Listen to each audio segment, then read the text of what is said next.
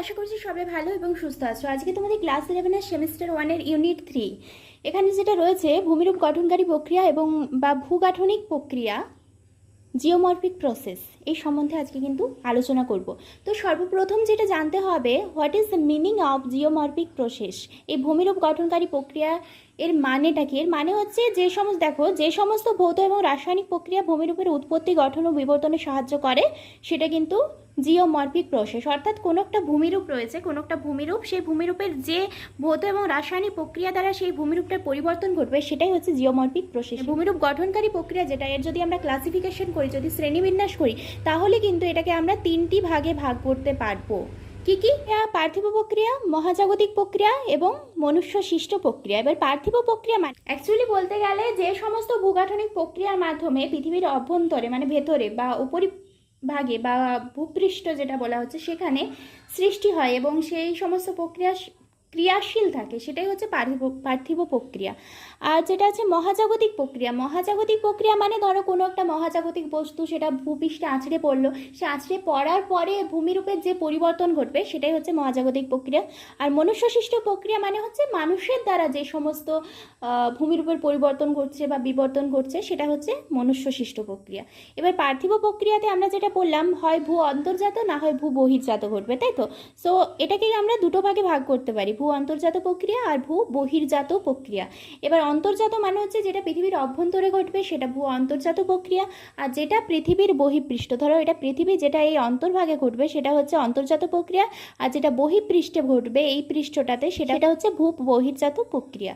এবার অন্তর্জাত প্রক্রিয়া যেটা, এটাকে কিন্তু দুটি ভাগে ভাগ করা যায়, ধীর ভূগাঠনিক আলোড়ন আর আকস্মিক ভূগাঠনিক আলোড়ন। তো ধীর ভূগাঠনিক আলোড়ন মানে কি?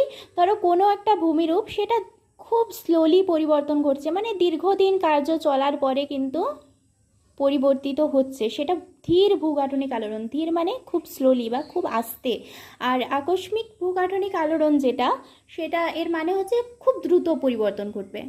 যেমন অগ্নুৎপাত, তাড়াতাড়ি অগ্নুৎপাত ঘটে গেল, ভূমির উপরেও কিন্তু অগ্নুৎপাতের ফলে যে সমস্ত পদার্থগুলো বের হলো সেটা যখন ভূপৃষ্ঠের ওপর দিয়ে বেয়ে যাবে, ধরো এটা আগ্নেয়গিরি, ঠিক আছে, এখান থেকে যে পদার্থগুলো বের হলো যখন ভূপৃষ্ঠের উপর দিয়ে বেয়ে যাবে তখন একটা ভূমিরূপের পরিবর্তন ঘটছে, তাই তো?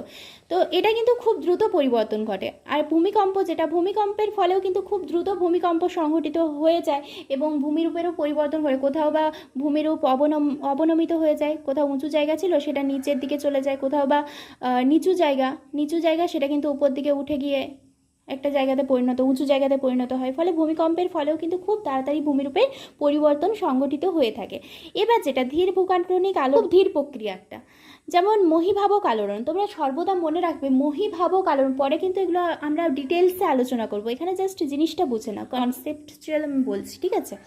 মহীভাবক আলোড়ন মানে হচ্ছে যে এই আলোড়নের ফলে মহাদেশের সৃষ্টি হবে। এবার মহাদেশ তো এই ভূমিকম্প বা অগ্নুৎপাতের মতো খুব তাড়াতাড়ি সৃষ্টি হয়ে যায় না, অবশ্যই মহাদেশ কিন্তু অগ্নুৎপাত আর ভূমিকম্পের মতো এত তাড়াতাড়ি সৃষ্টি হয়ে যাবে না। তাহলে মহাদেশ, একটা বড় মহাদেশ গঠিত হতে গেলে অনেক দিন টাইম লাগবে, কয়েক হাজার হাজার বছর ধরে কার্য প্রক্রিয়া চলার পরে মহাদেশের সৃষ্টি হবে। গিরিজনী আলোড়ন যেটা, গিরি মানে কি? পর্বত। গিরিজনী আলোড়ন মানে পর্বত গঠনকারী আলোড়ন। এই আলোড়নের ফলে কিন্তু পর্বত সৃষ্টি, একটা পর্বত সৃষ্টি হতে অনেক দিন টাইম লাগে। খুব ধীরে সুস্থে কিন্তু মাটি যেটা সেটা উত্থিত হতে হতে হতে হতে কিন্তু একটা পর্বতের আকার ধারণ করে। এটা গিরিজনী আলোড়ন, এটাও কিন্তু খুব ধীর প্রক্রিয়া। এবার যেটা ইউস্ট্যাটিক আলোড়ন আর সমস্থৈতিক আলোড়ন, এটা একটু ডিটেলসে সবগুলো আলোচনা করতে হবে, পরের ভিডিওতে কিন্তু আমরা পরপর আলোচনা করব, কেমন? এখন জাস্ট জেনে রাখ। এবার ভূ বহির্জাত প্রক্রিয়া, এটা তো ভূ অভ্যন্তরে সংঘটিত হয়েছিল, যেমন অগ্নুৎপাত, ভূমিকম্প, এটা কিন্তু ভূ অভ্যন্তরে সংঘটিত হচ্ছে। অগ্নুৎপাত ভূ অভ্যন্তর থেকে, কিন্তু অগ্নুৎপাত মানে কি? লাভাটা যখন বেরিয়ে আসছে, ম্যাগমা রূপে বেরিয়ে চলে আসছে, ভূ অভ্যন্তর থেকে বেরোয়। আর ভূমিকম্প যেটা, ভূমিকম্পও কিন্তু সে ভূ অভ্যন্তর থেকেই কিন্তু সৃষ্টি হয়েছে, মানে পৃথিবী পৃষ্ঠের ভেতর অংশ থেকে সৃষ্টি হচ্ছে। আর মহীভাবক আলোড়ন, সেটাও কিন্তু ভূ অভ্যন্তর, যদি এটাকে ভূ অভ্যন্তর ধরো, এখান থেকে আস্তে আস্তে উত্থিত হয়ে কিন্তু একটা মহাদেশের সৃষ্টি হচ্ছে। আর গিরিজনী আলোড়ন, যদি এটাকে মৃত্তিকা ধরো, আস্তে আস্তে কিন্তু এটা উত্থিত হতে হতে একটা পর্বতের সৃষ্টি করছে, সব কিন্তু ভূ অভ্যন্তর। আর এটা ভূ বহির্জাত আলোড়ন, ভূ বহির্জাত প্রক্রিয়া মানে কি, এটা আমাদের পৃথিবী, তাহলে আমরা কোথায় থাকি? এই পজিশনটায় থাকি, ভূপৃষ্ঠে, মানে পৃথিবীর উপরিভাগে আমরা অবস্থান করছি।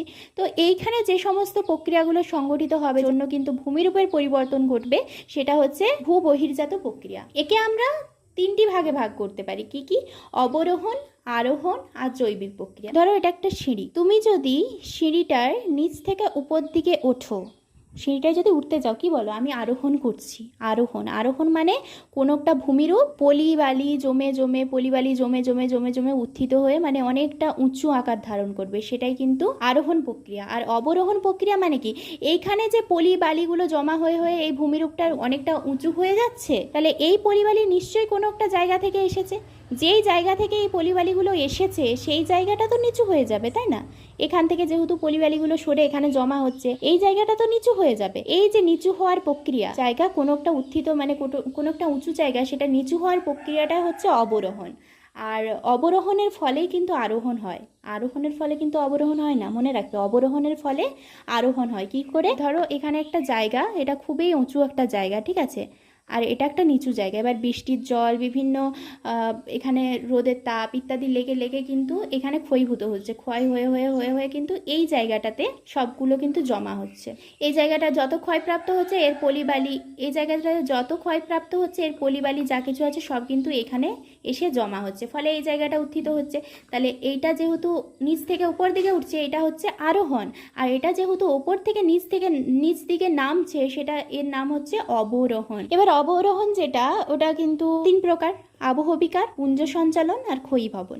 এগুলো পরে ডিটেলসে আলোচনা করব, এখন ডিটেলসে বলতে গেলে অনেকটা ভিডিওটা লং হবে। এবার যেটা ক্ষয়ীভবন, দ্বারা ক্ষয়, বায়ু দ্বারা ক্ষয়, হিমবাহের দ্বারা ক্ষয়, সমুদ্র তরঙ্গ দ্বারা ক্ষয়, ভৌমজলের দ্বারা ক্ষয়, মানে কিসের দ্বারা? ক্ষয়ীভবন মানে কি? কোনো একটা জায়গায় সেটা ক্ষয়প্রাপ্ত হবে, ঠিক আছে, ওটা কিসের দ্বারা ক্ষয়প্রাপ্ত হচ্ছে সেটাই কিন্তু এখানে দেওয়া আছে। এবার আরোহণ যেটা, মানে ভূমিরূপ যে প্রক্রিয়ার দ্বারা নিচু ভূমিরূপ উঁচু হয়, সেটাকে দেখো নদী দ্বারা সঞ্চয়। কোনো একটা ভূমিরূপ সেটা তো উঁচু হবে, এবার ওখানে পলি বালি জমা হয়ে না জায়গাটা উঁচু হবে। তো পলি বালি জমা হচ্ছে কোন কোন উপায়ে? নদী দ্বারা সঞ্চয়, ঠিক আছে, বায়ু দ্বারা সঞ্চয়, হিমবাহের দ্বারা সঞ্চয়, সমুদ্র তরঙ্গ দ্বারা সঞ্চয়, ভৌমজলের দ্বারা সঞ্চয়, নদী। এবার জৈবিক প্রক্রিয়া মানে কি? জৈবিক প্রক্রিয়া মানে জীবজ, উদ্ভিদ, প্রাণীর, এই সমস্ত প্রক্রিয়া বলতে পারি। উদ্ভিদের মাধ্যমে ক্ষয় ও সঞ্চয়, আর প্রাণীদের মাধ্যমে ক্ষয় ও সঞ্চয়। আমি শ্রেণী বিভাগগুলো দেখানোর সময় এগুলো যেহেতু আলোচনা করেছি, আরেকবার দেখো বলে দিচ্ছি। প্রথমে আমরা কি দেখলাম? ভূ আভ্যন্তরীণ প্রক্রিয়াকে 3টি ভাগে ভাগ করা যায়: পার্থিব, মহাজাগতিক আর মনুষ্য সৃষ্ট। পার্থিব প্রক্রিয়া কি? যে সমস্ত ভূগাঠনিক প্রক্রিয়া পৃথিবীর অভ্যন্তরে বা উপরিভাগে সৃষ্টি হয় এবং ক্রিয়াশীল থাকে তাদেরকে পার্থিব প্রক্রিয়া বলা হয়। ধরো এটা পৃথিবী, এর অভ্যন্তরেও সৃষ্টি হতে পারে অথবা এর বহিঃপৃষ্ঠেও কিন্তু সৃষ্টি হতে পারে, সেটা পার্থিব প্রক্রিয়া। আর মহাজাগতিক প্রক্রিয়া কি? পৃথিবীর বাইরে মহাকাশ থেকে আসা বস্তুকণাকে মহাজাগতিক বস্তু বলা হয়। এই সমস্ত মহাজাগতিক বস্তুসমূহের পতনের কারণে, মানে মহাজাগতিক বস্তু, ধরো এটা মহাজাগতিক বস্তু, এটা ভূপৃষ্ঠ, এটা যখন এই ভূপৃষ্ঠে পড়বে, এই পতনের ফলে পৃথিবী পৃষ্ঠে ভূমিরূপের যে পরিবর্তন ঘটে তাকে মহাজাগতিক প্রক্রিয়া বলে। এটা যখন ভূপৃষ্ঠে পড়বে তখন কিন্তু এখানটায় একটা বড় আকারের গর্তের মতো সৃষ্টি হবে, এটাই কিন্তু এই যে ভূমিরূপের একটা পরিবর্তন ঘটছে, এটা হচ্ছে মহাজাগতিক প্রক্রিয়া। এবার মনুষ্য সৃষ্ট প্রক্রিয়া কি? মানুষের বিভিন্ন কার্যাবলী যখন ভূমিরূপের গঠন বা পরিবর্তন সাধনে ভূমিকা পালন করে তখন তাকে কিন্তু মনুষ্য সৃষ্ট প্রক্রিয়া বলা হয়, ম্যান মেড প্রসেস বলা হয়ে থাকে। ওকে, এবার পার্থিব প্রক্রিয়া যেটা, সেটাকে কিন্তু 2 ভাগে ভাগ করা যায়। কি কি? এন্ডোজেনিক প্রসেস আর এক্সোজেনিক প্রসেস। এন্ডোজেনিক প্রসেস মানে কি? অন্তর্জাত প্রক্রিয়া। আর এক্সোজেনিক প্রসেস মানে কি? বহির্জাত প্রক্রিয়া। এন্ডো মানে হচ্ছে ভেতরে, এক্সো মানে হচ্ছে বাইরে। এবার দেখো, এন্ডোজেনিক মানে হচ্ছে অন্তর্জাত প্রক্রিয়া। অন্তর্জাত প্রক্রিয়াতে যেটা বলা হয়েছে, পৃথিবীর অভ্যন্তরভাগ, একবার বুঝিয়ে দিই কনসেপ্টটা। পৃথিবীর অভ্যন্তরভাগ, এই যে ভেতরে যে প্রক্রিয়াটা ঘটবে সেটা হচ্ছে অন্তর্জাত প্রক্রিয়া, যেমন ভূমিকম্প, অগ্নুৎপাত, এগুলো। পৃথিবীর অভ্যন্তরভাগে উৎপন্ন ধীর বা আকস্মিক শক্তির প্রভাবে যে প্রক্রিয়া উল্লম্ব বা আনুভূমিকভাবে ভূমিরূপের পরিবর্তন ঘটায় তাকে কিন্তু অন্তর্জাত প্রক্রিয়া বলা হয়। এই অন্তর্জাত প্রক্রিয়া প্রধান উৎসস্থল হচ্ছে ক্ষুব্ধমণ্ডল বা অ্যাস্তনোস্ফিয়ার স্তর। আমরা জানি অ্যাস্তনোস্ফিয়ার স্তরকে কিন্তু ক্ষুব্ধমণ্ডল বলা হয়ে থাকে, কেননা এই পুরো স্তরটাই কিন্তু লাভাতে ভর্তি। এবার তোমাদের লাভা আর ম্যাগমার মধ্যে ডাউট হতে পারে, পৃথিবীর অভ্যন্তরে যেটা থাকে অর্ধতরল যে গলিত পদার্থ সেটাকে লাভা বলে। এবার এই লাভা যখন কোনো আগ্নেয়গিরি বা ভূপৃষ্ঠের বাইরে যখন বেরিয়ে আসে তখন কিন্তু সেটাকে ম্যাগমা বলা হয়। উদাহরণ: মহিভাবক আলোড়ন হয়ে থাকে, গিরিজনী আলোড়ন, ভূমিকম্প, অগ্নুৎপাত, এগুলো সব কিছুই হবে। তবে ইউস্ট্যাটিক, সমস্থিতিক আলোড়ন। এবার বহির্জাত প্রক্রিয়া কি? যে সমস্ত ভৌত এবং রাসায়নিক প্রক্রিয়া ভূপৃষ্ঠের উপরিভাগে ক্রিয়াশীল থাকে এবং ভূ অভ্যন্তরে শিলাসমূহকে উন্মুক্ত এবং অপসারিত করে ভূমিরূপের পরিবর্তন ঘটায়, সেই সমস্ত প্রক্রিয়াসমূহকে ভূ বহির্জাত প্রক্রিয়া বলা হয়। হোপ তোমরা এটা বুঝতে পারছো না, অনেকটা জটিল করে বইয়ের ভাষাতে লেখা আছে। তো দেখো, সহজে বলতে গেলে ধরো এটা তোমাদের হচ্ছে পৃথিবী। এবার এই পৃথিবীর উপরিভাগে যে সমস্ত প্রক্রিয়া ঘটবে এবং সেই প্রক্রিয়ার ফলে ভূমিরূপের যে পরিবর্তন ঘটবে সেটাই হচ্ছে ভূ বহির্জাত প্রক্রিয়া। ভূ বহির্জাত প্রক্রিয়া মানে হচ্ছে ভূপৃষ্ঠে, মানে আমরা যেখানে বসবাস করছি, আমরা তো ভূপৃষ্ঠে বসবাস করছি, তাই না? তো এখানে যে প্রক্রিয়া সংঘটিত হওয়ার ফলে ভূমিরূপের পরিবর্তন ঘটছে সেটাই কিন্তু বহির্জাত প্রক্রিয়া বা ভূ বহির্জাত প্রক্রিয়া। Okay, clear? তো আজকে এই পর্যন্ত। Thank you for watching my video.